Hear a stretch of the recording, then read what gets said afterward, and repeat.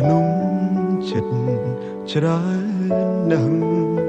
ចង់និយាយចេញខ្លាំងឲ្យបានធូរតែទឹកភ្នែកចេញតែស្រង់ហូរគិតយូរម្នាក់ឯងឡើយចង់ឈួតហើយគ្មានអ្នកខ្វល់ពីទុករបស់ខ្ញុំទេគ្មានអ្នកណាស្ម័គ្រក្បែរជួយទាញខ្ញុំក្រោកឈរឡើយខ្ញុំសែនស្មុគស្មាញខ្លាំងណាស់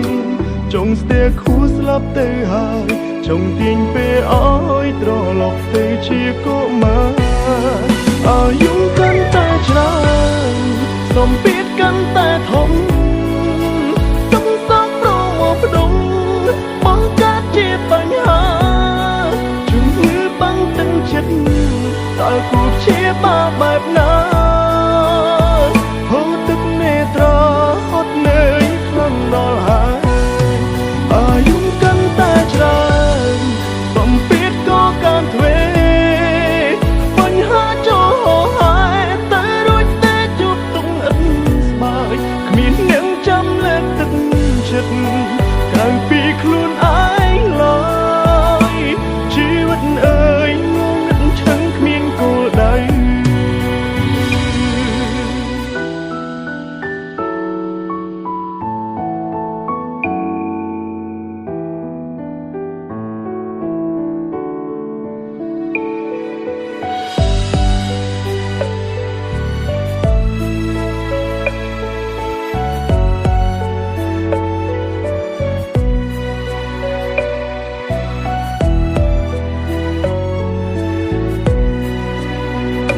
ខួរពី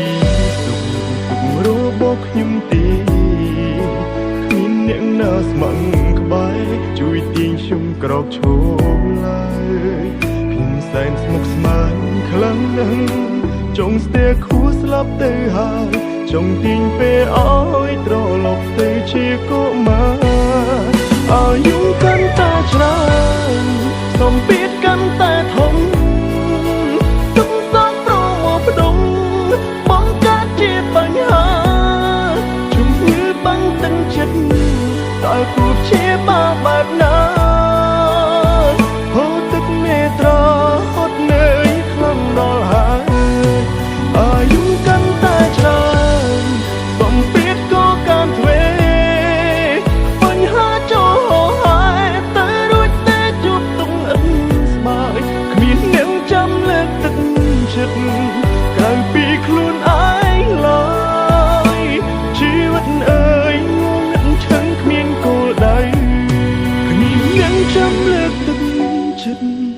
ក្រៅពីខ្លួនឯងឡើយជីវិតអើយងងឹតឈឹងគ្មាន